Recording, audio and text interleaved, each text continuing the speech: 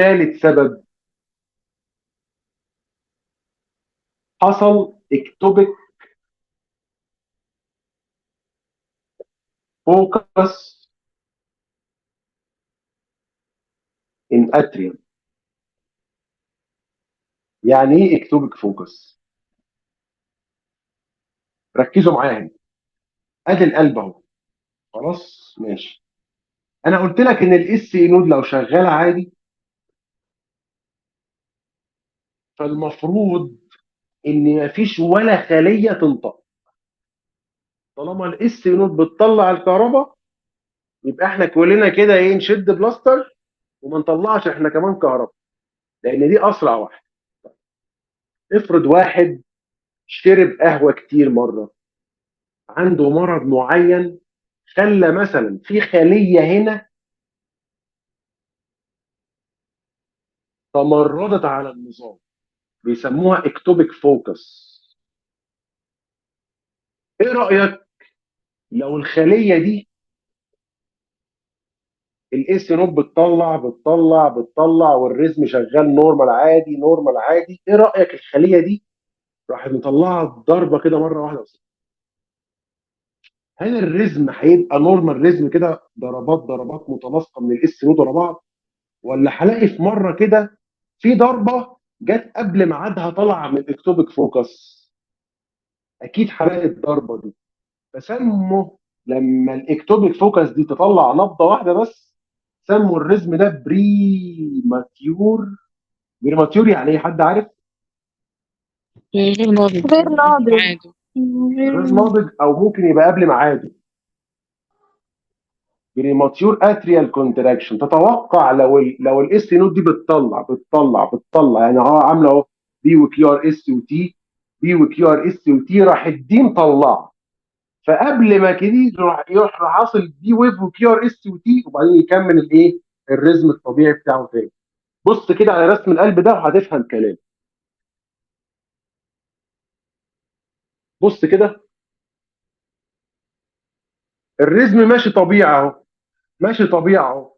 في ضربه جت قبل الميعاد اسمها بريماتيور اتريال كونتراكشن. جه كده جت لايه، بص، لخبطه النورمال ريزم. كانت الاس متطلع ضربه بانتظام.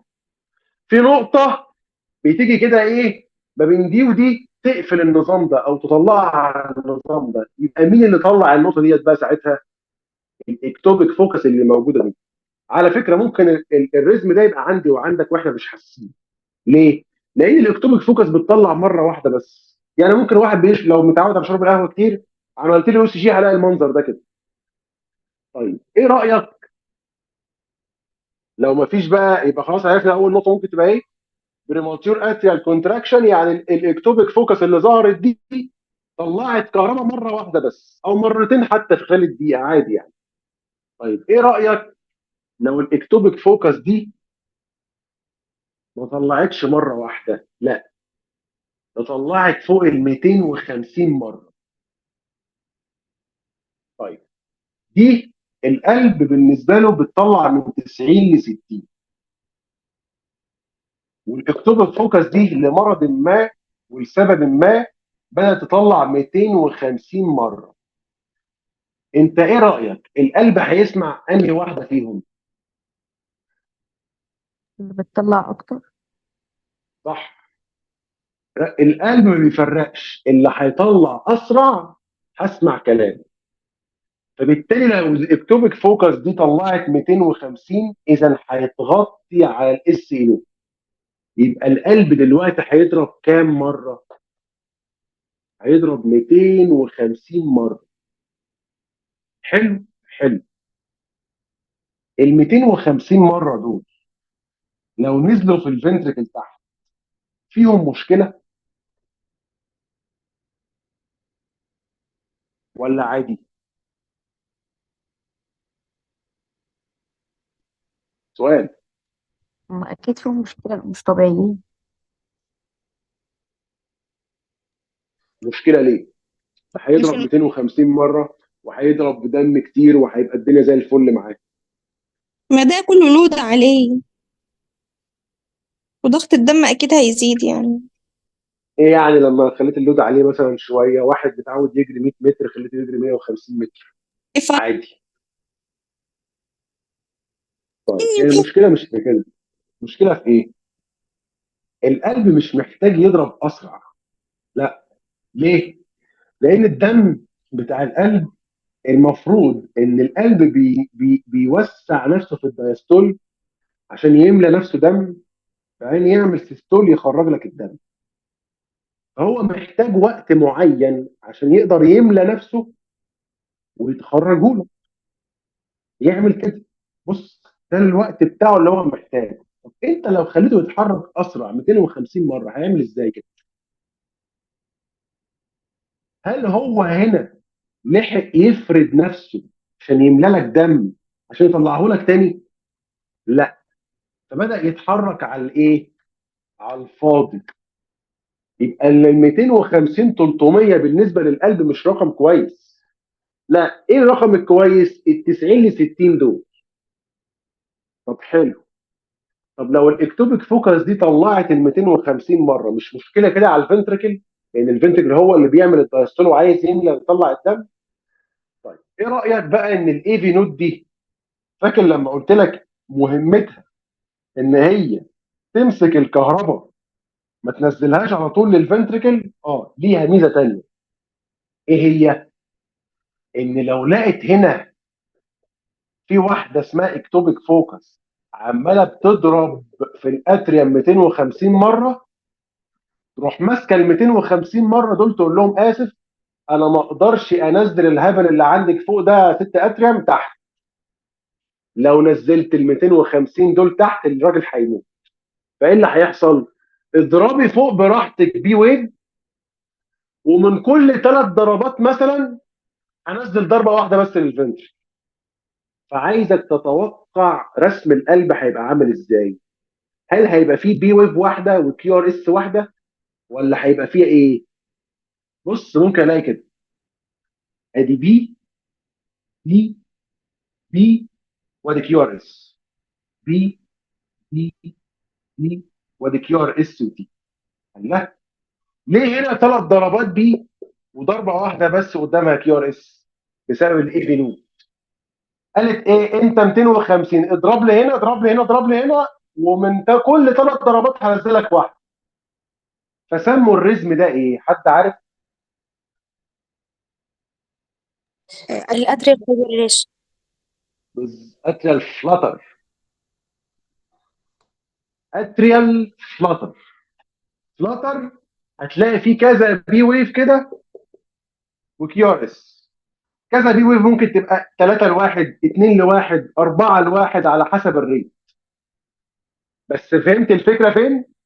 ليه في كذا بي ويف قدامك كده وكيو ار اس واحده؟ لان انا عندي حاجه محترمه اسمها الاي في نود. طب حلو قوي. عايزه تتخيل معايا الاصعب من كده. ايه هو؟ ايه رايك لو الاكتوبيك فوكس اللي فوق دي ما بقتش واحده اكتوبيك فوكس بس، بقت 5؟ يعني بقى في واحده هنا، واحده هنا، واحده هنا، وواحده هنا. ايه رايك في الاتريم؟ هل هيعرف يتحرك اصلا؟ ده بيجي له كهرباء من كذا نقطه. هل هيعرف يكونتراكت كده، ولا هيضطر يعمل ايه؟ يفبريليت. فايبريليشن. رعشه كده. فاذا الرعشه او الفبريليشن دي، يبقى الويف هنا بقى اسمه ايه بقى؟ بقى اسمه اتريال فبريليشن. وهل الريت بقى 250 برضه؟ لا، ده زاد، بقى 350 واكتر كمان، لان هم كذا واحده. يبقى انا دلوقتي فهمت حاجه، ايه هي؟ ان لو السبب بتاع الاكتوبيك فوكس في الاتريوم ده هيطلع لي 3 حاجات. لو الاكتوبيك فوكس طلعت مره واحده وسكتت بقى اسمها ايه؟ بريماتيور اتريال كونتراكشن. لو طلعت ازيد من الاس اي نود شويه بس كانت واحده بس، يبقى الويبز اسمه اتريال فلاتر. لو بقت كذا اكتوبك فوكس في الاتريوم بقى اسمها اتريال فيبريليشن. السبب ده واضح؟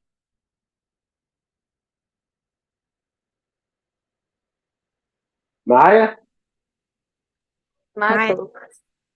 حلو. يبقى ثالث سبب خدته، لو الاكتوبك فوكس ظهرت في اتريوم يا اما هتطلع مره واحده وتسكت بقى بريماتيور اتريال كونتراكشن، كذا مره علت على الاس سي نود بقى اتريال فلاتر، بقت كذا واحده يبقى اتريال فيبريليشن. نفس السبب ده بالظبط، بس بدل ما اكتوبك فوكس في الاتريوم تبقى فين؟ في الفنتريك. في الفنتكل، وده الاخطر. يبقى رابع سبب من الاريزميا اكتوبك فوكس في الفنتركل. تعالى كده بص عليا، لو في نقطه في الفنتركل هنا مثلا اسمها اكتوبك فوكس، بتطلع بص مره واحده وتسكت، فانت ممكن تلاقي الاس سي نوت تطلع كهرباء عادي اهي، وكيو ار اس وتي، وكيو ار اس وتي. لو دي طلعت مره، عايز ارسم الرسمه بتاعتها، هرسمها ازاي؟ حد يقول لي. يعني الرسمه اللي هرسمها دلوقتي دي الاكتوبك فوكس دي اللي طلعتها، اللي موجوده هنا دي، هرسمها ازاي؟ حد يقول لي كده.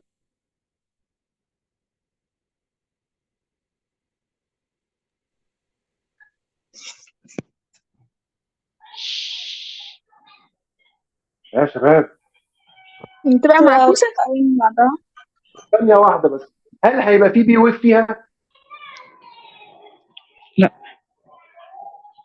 لا. ليه؟ لان هي طلعت كده ما ظهرتش حاجه فوق، صح؟ هل هتبقى أيوة. واسعه ولا ضيقه؟ هتبقى عكس، بعيدة عن الموجة.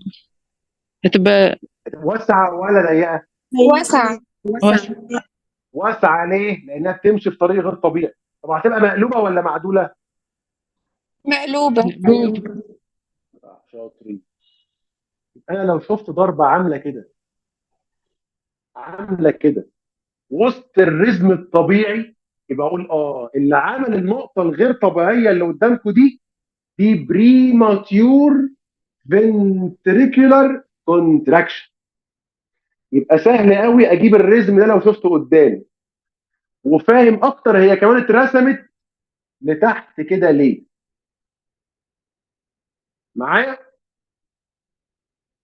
حلو. يبقى دكتور انا لو عيد شفت تاني لو رزم، حاضر، الرزم قدامك كله طبيعي ما عدا نقطه ما فيهاش بي ويف وكي ار اس موجوده لتحت كده وواسعه، والرزم كله طبيعي بس في نقطه فيها كده. يبقى النقطه ديت لو خرجت من الفنتركل بسبب ان في اكتوبيك فوكس هنا، يبقى لازم تخرج بالمنظر ده. ليه؟ لان هي خارجه بالمنظر ده عكس اتنين، هتبقى لتحت. واسعه ليه؟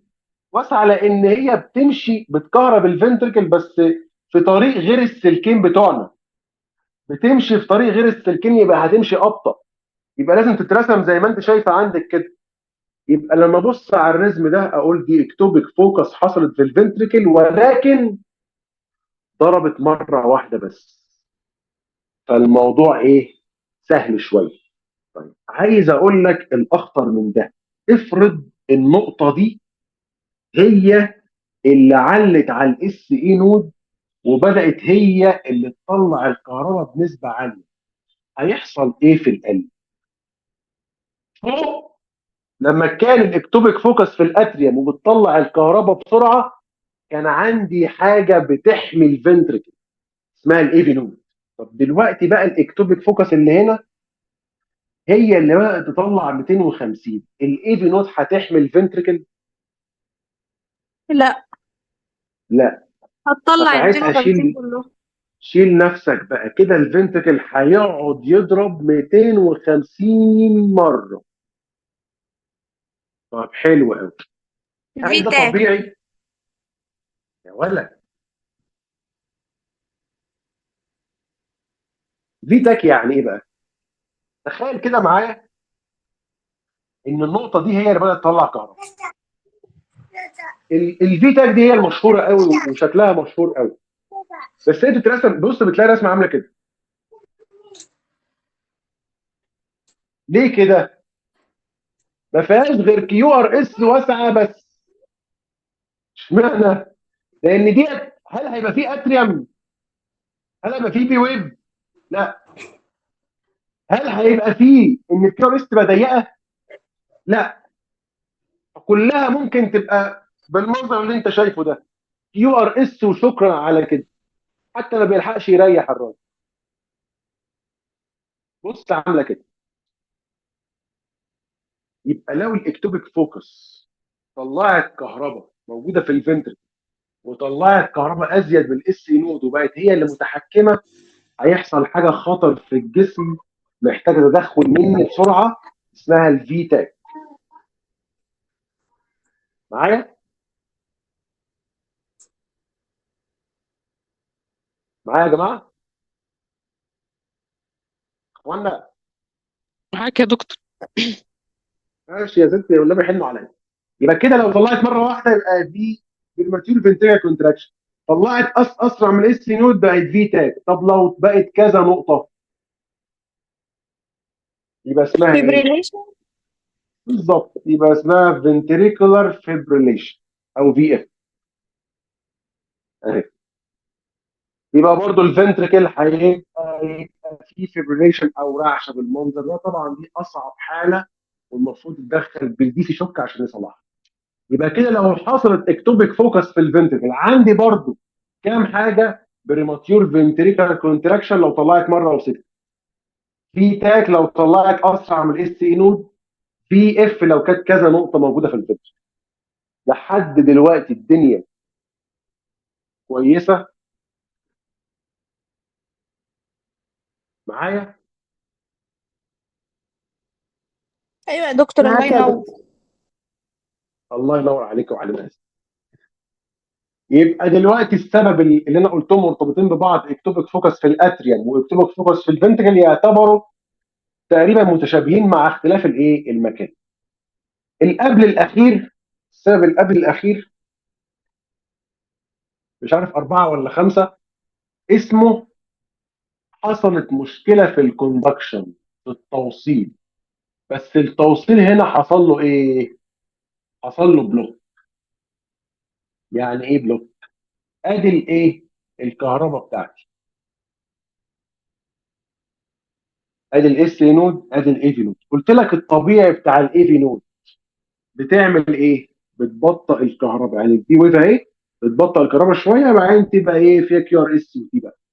حلو قوي. افرض انا عايز تتخيل معايا، في انا مثلا دلوقتي في اوضه، خلاص، وفي باب الاوضه وبره الصاله مثلا، خلاص. الاوضه دي هي الاتريوم، الباب هو الاي في نود، الصاله بره هو الفنتركل. الطبيعي بتاع الباب اللي هو الاي في نود ده يبقى مفتوح على اخره ولا متورب شويه كده؟ الطبيعي، ها؟ توارب شوية. الطبيعي الاي في نود تبقى بورا متوربه شويه كده ما بين الاوضه والصاله. فالمواربه دي بتديني التاخير ده. طب عايز تتخيل معايا لو حد جه وقفل الباب شويه، يعني وربه شويه كمان، فايه اللي هيحصل في الشويه دول؟ التأخير هيزيد. هيزيدوا عن كده. تزيد شويه، صح؟ يبقى لو بدات تزيد شويه كده هنديها رقم اسمه فيرست ديجري هارت بلوك. يعني حصل هارت بلوك بس ايه؟ درجه اولى بس كده، ما تعملش حاجه. ممكن على فكره الناس تبقى عايشه بيه بس مش حاسه. تمام؟ تمام. وادي شكل الايه؟ الفيرست ديجري هارت بلوك، يعني الباب اتورد شويه. اهو بص كده على البي ار، البي ار انترفال هتلاقيها ايه؟ زادت شويه كده. جميل جميل. طيب، عايز هو اقول لك هارت على حاجه. بلوك ولا اي بي بلوك يا دكتور؟ الاثنين واحد. تمام. طيب، بص كده. افرض مثلا يعني الباب اللي متوارد ده الاس نود بتطلع الكهرباء للاتريوم للاوضه وبعدين تطلعها للفنتر. جميل جميل. والباب متوارد ومقفول شويه، ماشي. بس ايه رايك في ضربه من الضربات الباب ده اتقفل تماما والضربه اللي بعدها اتفتح عادي؟ هل الضربه اللي الباب اتقفل فيها دي الفنتكل هيوصل له كهرباء؟ لا. فممكن الاقي الاي سي جي عامل كده. بص ادي بي والباب اتوارب شويه اهو، بعدين كيو ار اس وتي. الضربه اللي بعدها ادي بي، راح الباب مقفول. فبص الاي سي جي عمل كده، خلصت. راح الثانيه بي، الباب فتح، كيو ار اس وتي. ايه اللي حصل هنا كده؟ بص بتلاقي هنا طولت وبعدها هنا ما حصلش الكيو ار اس والتي، بيسموها دروب بيت. يعني ايه دروب بيت؟ يعني الاي في نود هنا كانت متوربه، هنا الاي في نود اتقفلت خالص، ما طلعتش اصلا يعني الاتريم الكهرباء اهو، بس ما طلعتش حاجه للفنتر. طب الضربه اللي بعدها لا طلعت عادي. يبقى الحاله دي حصل هارت بلوك، بس اقدر اسميها فيرست ديجري بس؟ لا، الحاله دي اسميها ايه بقى؟ دي اقوى شويه، اسميها سكند ديجري هارت بلوك. بص كده،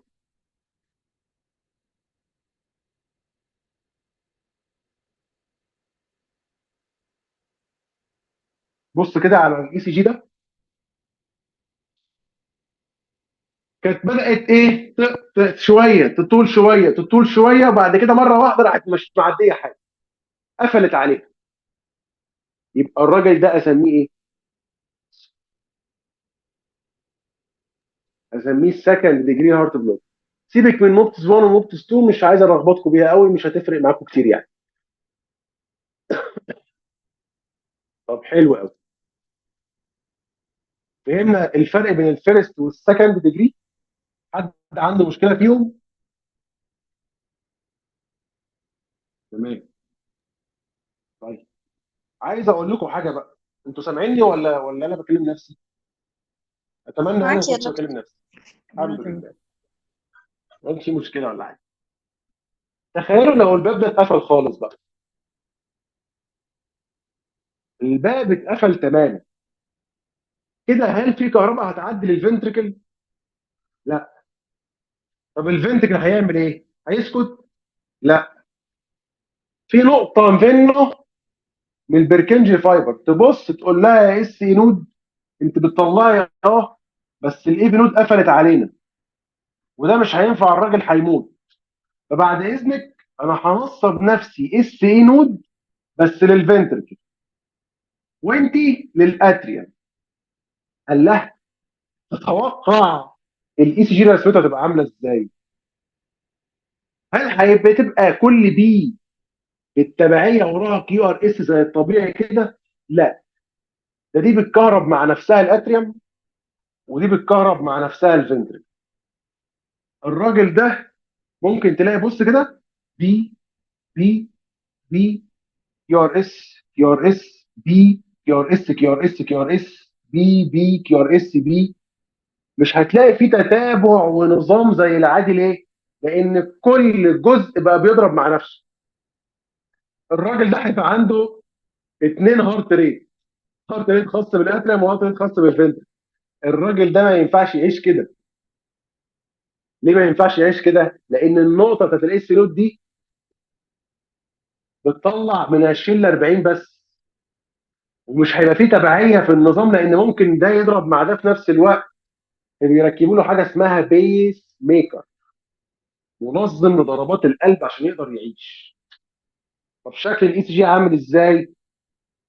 اهو. طب هي مشكلة الاي في نود ما تتحلش يا دكتور؟ هارت بلوك، حصل قفله كومبليت هارت بلوك، ما تتحلش. يعيش ببيس ميكر.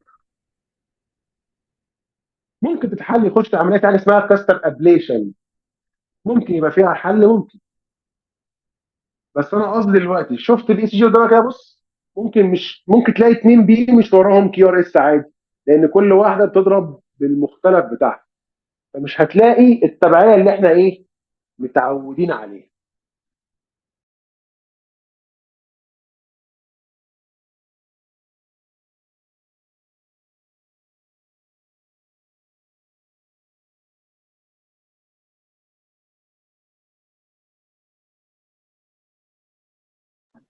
لحد هنا حد عنده مشكله؟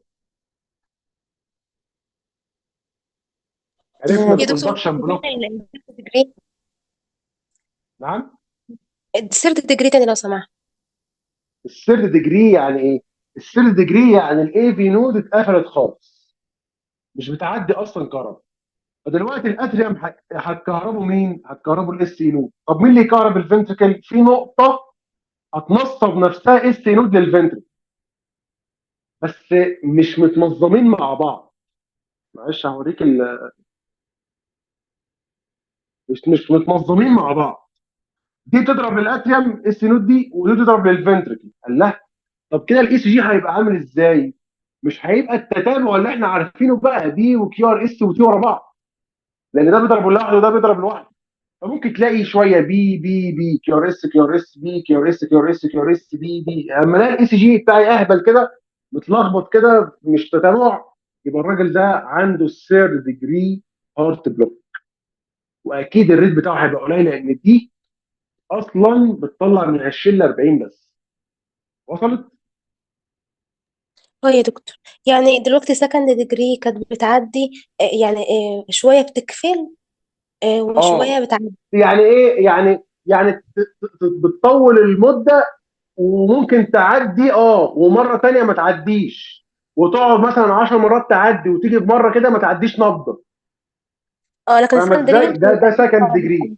انما اه السرد قفلت تماما. ماشي يا دكتور تمام.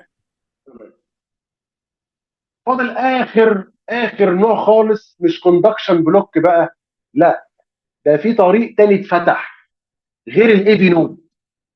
يبقى في كده حاجه اسمها، او سادس حاجه بيسموه اكسسوري باسوي، وده اخر رزمه هناخده. حد عايز اي سؤال؟ لا تسلم يا دكتور والله. لا يا دكتور شكرا. هو أنا بس شكرا. كنت عايز أستفسر عن حاجة. هو قولي. آخر واحدة. نعم. قولي معاكي. آخر واحدة بتاعت الدلتا ووتر دي اللي هي الثلاث علماء اللي اكتشفوها. هو هو اللي مش الاي سي جي اللي حضرتك كنت عامل له شير.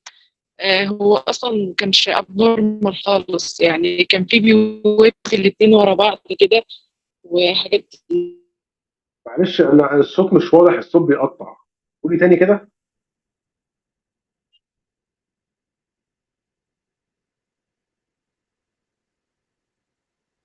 هي بتقول لحضرتك يا دكتور الرسمة اللي كانت بتاعت الولف اللي كانت محطوطة دي، هي شايفاها مش ابنورمال، وان البي ويف عادي جاية ورا بعضها وخلاص مفيش مشكلة فيه يعني. انهي دي ولا الثيرد ديجري؟ لا، لا اخر اللي واحده هي حضرتك اخر كنت واحدة عامل لها خالص. شير. اخر واحده كنت عامل لها شير. ثانية. دي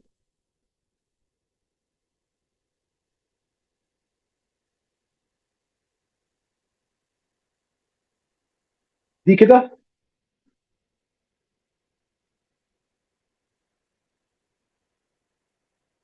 انت معايا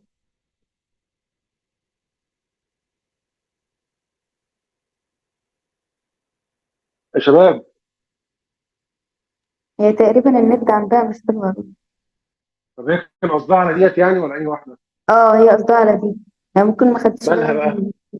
بتقول ان هي طبيعي يعني البي ورا البي ايوه، ما هي وال طبيعيه. اللي كنت بقول ان البي ما تبقاش ورا الثانيه، في الثيرد ديجري هارت بلوك. في دي ممكن الاقي بي وبي وبي وكيور مش منتظمين، انما دي عادي ما فيهاش اي مشكله. هي الفكره بس فيها ان ما فيش بي ار.